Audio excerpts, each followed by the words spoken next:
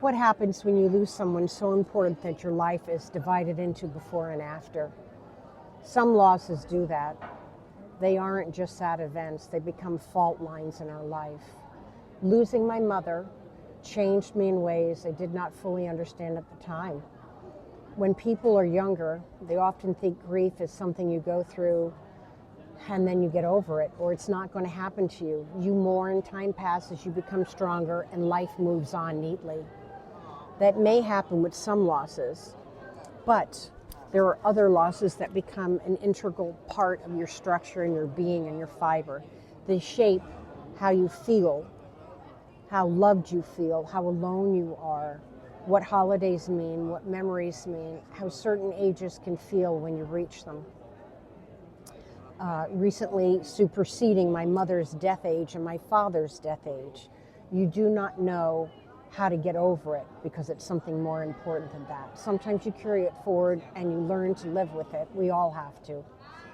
But it's something that's never foreseen.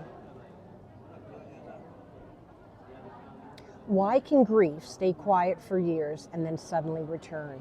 Because grief is not linear.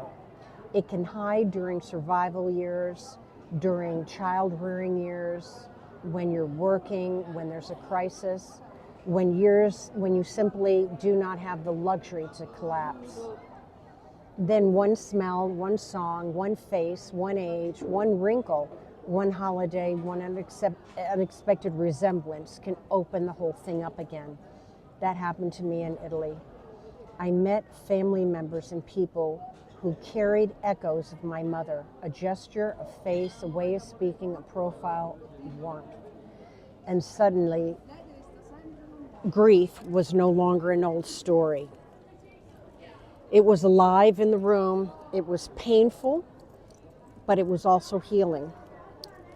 Because it had been 10 years since I had seen my mom, and I got to meet an Italian aunt that looked identical to my mom 10 years later. What if grief really never leaves but changes its form? The longer you think about healing and forgetting pain, sometimes you can think that healing can mean the pain becomes less sharp, less clear, the memory becomes more spacious, the tears come with gratitude, not devastation.